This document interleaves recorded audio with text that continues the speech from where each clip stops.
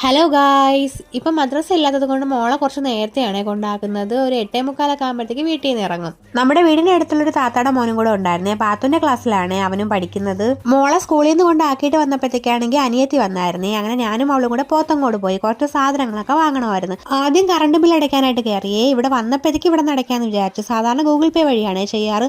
മുമ്പൊക്കെ ആണെങ്കിൽ current bill അടയ്ക്കാനായിട്ട് വരുമ്പോഴത്തേക്ക് ഒടുക്കത്തെ തിരക്കായിരിക്കും. ഇപ്പം അങ്ങനെയില്ല. പഴയ കുറച്ച് പാത്രങ്ങളൊക്കെ വീട്ടിലുണ്ടായിരുന്നേ. അതൊക്കെ കൊടുത്തിട്ട് ആവശ്യമുള്ള കുറച്ച് പുതിയ പാത്രങ്ങളൊക്കെ വാങ്ങി. എല്ലായിടത്തേക്ക് പോയി വന്നപ്പോഴത്തേക്കാണെങ്കിൽ ആകെ ക്ഷീണിച്ച്. അങ്ങനെ ഞങ്ങളൊരു ബേക്കറി കയറി. കരിക്കിൻ ഷേക്കും ഷാർജയും വാങ്ങിയായിരുന്നേ. കഴിക്കാനായിട്ട് മീറ്ററോളും കൂടെയാണ് വാങ്ങിയത്. അതൊക്കെ കുടിച്ചിട്ട് ഭയങ്കര ദാഹമായിരുന്നേ. ഒടുക്കത്തെ ചൂടായിരുന്നു. അങ്ങനെ ഞങ്ങൾ എല്ലാം വാങ്ങിയിട്ട് വീട്ടിൽ പോയായിരുന്നേ. വീട്ടിൽ കൊണ്ട് സാധനങ്ങളൊക്കെ വെച്ചിട്ട് വാപ്പുമായി കാണാനായിട്ട് കണിയാപുരത്ത് പോയി. കണിയാപുരത്ത് പോയി അവിടെ കുറച്ച് നേരമൊക്കെ ഇരുന്നിട്ട് അവിടെ നിന്ന് തിരിച്ച് വന്നപ്പോഴത്തേക്ക് ഒരു 8 മണിയൊക്കെ കഴിഞ്ഞായിരുന്നേ.